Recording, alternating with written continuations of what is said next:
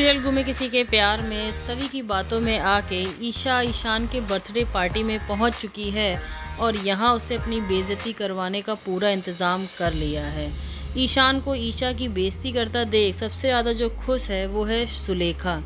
अब हमें भी ईशा की ये बात समझ में नहीं आती कि माना आपके माँ बाप को आपकी ज़रूरत थी, माना उनके लिए आपको घर भी छोड़ना पड़ा, लेकिन आप पढ़े लिखे थे, आप करियर ओरिएंटेड थे, आप पैसे कमा रहे थे, कभी क्यों नहीं आपने अपने बच्चे से मिलने की कोशिश की।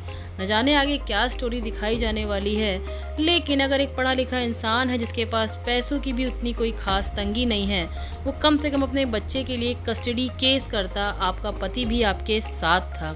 हारना जीतना बात की बात है, लेकिन आपके पास एक सबूत तो होता अपने बेटे को दिखाने के लिए कि नहीं, आपने अपने बेटे को पाने की बहुत कोशिश की।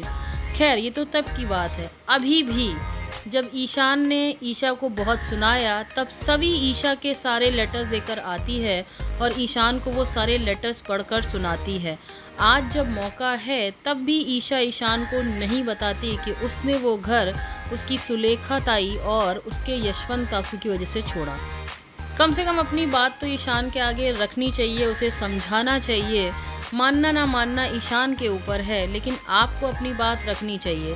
सभी पुरजोर कोशिश में लगी हुई है ईशा और ईशान के बीच की खाई को भरने में, लेकिन ईशान है कि वो कुछ सुनने को तैयार भी नहीं, बल्कि वो ईशा के लिखे सारे लेटर्स फाड़ के जला देता है।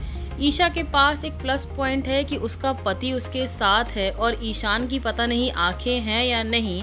ईशान ये चीज़ देखता नहीं है कि उसके घर में औरतों के साथ कैसा बिहेवियर होता है, कैसा सलूक होता है। आज भी उसके घर की औरतों को मायके जाना अलाउड नहीं है। तो ये देखकर अगर ईशान को ईशा सच बताती है तो ईशान को थोड़ा बहुत भरोसा तो हो जाना चाहिए, लेकिन तब फिर सीरियल की स्टोरी कैसे आगे बढ़ेगी और टीआरपी कैसे आएगी।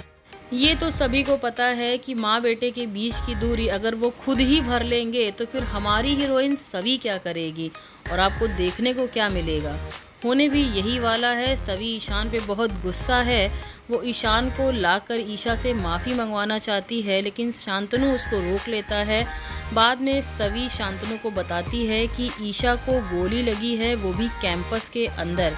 यही नहीं, सभी शांतनु को उस रिपोर्ट के बारे में बताती है जो भोसले इंस्टीट्यूट के खिलाफ बनाई गई थी। इसके बाद शांतनु क्या स्टेप लेता है, ये देखना बहुत ही ज़्यादा इंटरेस्टिंग रहेगा।